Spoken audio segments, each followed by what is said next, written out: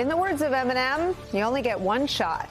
That's how it goes with goodbye messages from outgoing presidents, and Joe Biden's was epic. It demands our attention in an information ecosystem designed to numb and distract. To really appreciate what President Joe Biden chose to do with his last time standing in the presidential bully pulpit, here's what some of his predecessors conveyed in their farewell addresses. Staying on that course will bring lower interest rates, greater prosperity, and the opportunity to meet our big challenges. If we choose wisely, we can pay down the debt, deal with the retirement of the baby boomers, invest more in our future, and provide tax relief. Like all who have held this office before me, I have experienced setbacks. And there are things I would do differently if given the chance. Yet I've always acted with the best interests of our country in mind. I have followed my conscience and done what I thought was right. A shrinking world, growing inequality, demographic change, and the specter of terrorism. These forces haven't just tested our security and our prosperity, but are testing our democracy as well. Hey, goodbye. We love you. We will be back in some form.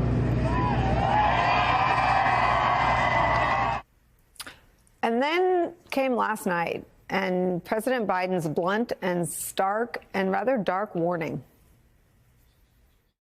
I want to warn the country of some things that give me great concern. This is a dangerous concentration, and that's a dangerous concentration of power in the hands of a very few ultra-wealthy people. And the dangerous consequences if their abuse of power is left unchecked. Today, an oligarchy is taking shape in America of extreme wealth, power, and influence that literally threatens our entire democracy, our basic rights and freedoms, and a fair shot for everyone to get ahead. There was a little bit of an echo to something President Eisenhower said 6 decades ago about a military-industrial complex that was taking on a life of its own. President Biden referred to an oligarchy of extreme wealth, power, and influence as the tech industrial complex, one that is eating away at our very democracy. Here's more from President Joe Biden.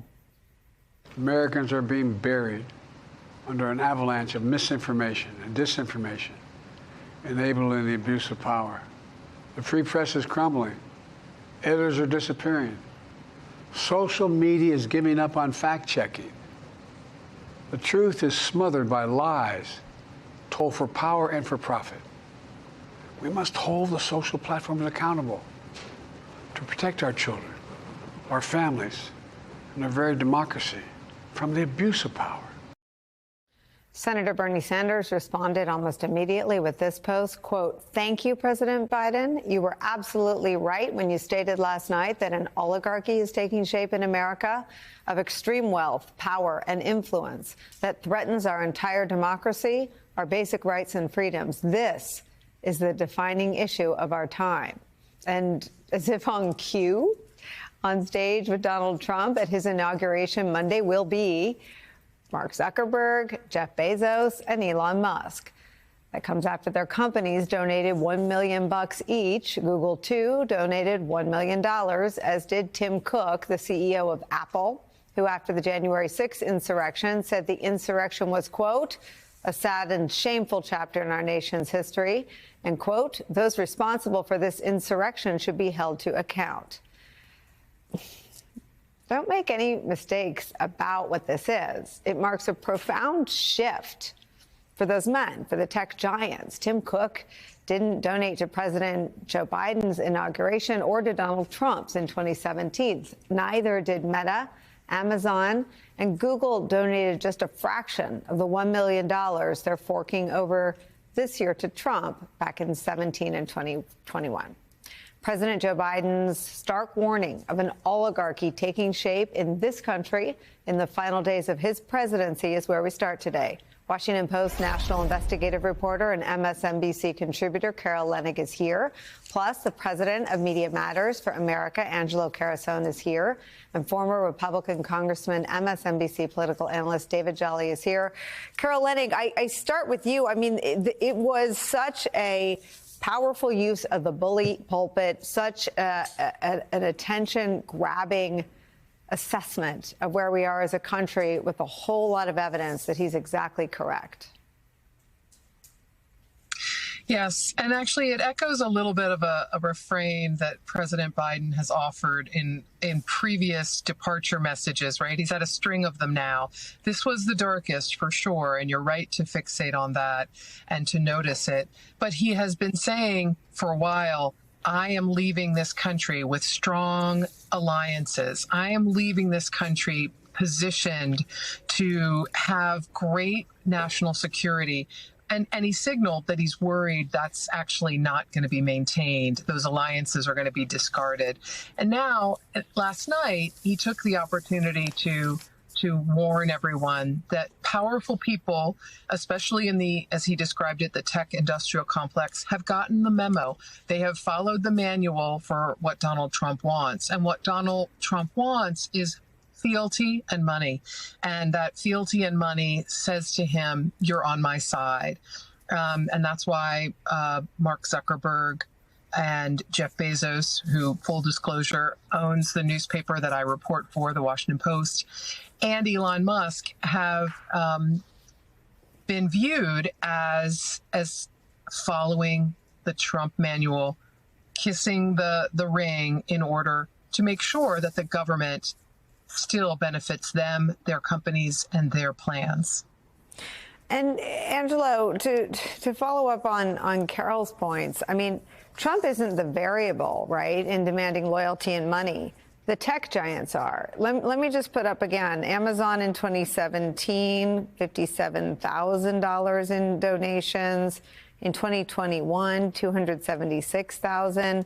In 2025, $1 million. Google in 17, $285,000. Google in 21, $337,000. Seems to be the going price for Trump in 2025, $1 million. Meta, or Facebook, Mark Zuckerberg's company, in 2017, $0. In 2021, $0. But Mark has had a change of heart. Along with abandoning fact-checking, he's parting with 1 million buckaroos. Microsoft has also doubled their contributions to presidential inaugurations from 17 and 2021, forking over $1 million to the Trump inauguration in 2025. Yeah, I mean, look, this is just the cost of entry, right? I mean, and one of the things that Trump made very clear is that, it cut both ways. On the one hand, he'd be willing to leverage government power to make people's lives and companies' lives more difficult, to punish, to retaliate. On the other hand, he is open for business. It's transactional. I mean, this was something he said during the campaign when he sort of shouted out into the void that if, the fossil fuel industry put a bunch of money into some super PACs to help him, that the second he got into office, he would deregulate and eliminate a bunch of provisions that were undermining their financial bottom line. And he's always made it very clear that he's transactional. And that's the part where, when you overlay that with what President Biden said, the warning becomes very stark. Because for here, they're not just giving some money to go along, to get along, to avoid, any kind of retaliation. It's much more insidious than that and scary. What they each want is something out of it. And what they're going to get out of it isn't just more money. It's going to be more power. Part of the way these oligarchical systems work is that once the oligarchs sort of have power, the people in power, they use that power to prop up the government or the individual in power. And as a result, they get more power and more money as a result. It's a feedback loop that feeds onto it. So Mark Zuckerberg isn't just going to avoid the worst consequences. In addition to giving Trump money, what we are now going to see is a landscape, not just where he's laissez-faire, but where he starts to slowly tip the scales in favor of the dominant narrative, in favor of Trump's narrative. The same way that Trump works the refs in newsrooms is the way now that he's going to work it in these technology companies, which increasingly have enormous amount of influence over the story that we tell ourselves every single day. So on the one hand, they'll get richer and more powerful. They'll use that power to prop up the government in place. And at the same time, they'll be polluting the very conversation that individuals get day to day, which is the one thing we need to inoculate ourselves to both preserve, strengthen, and enhance our democracy moving forward.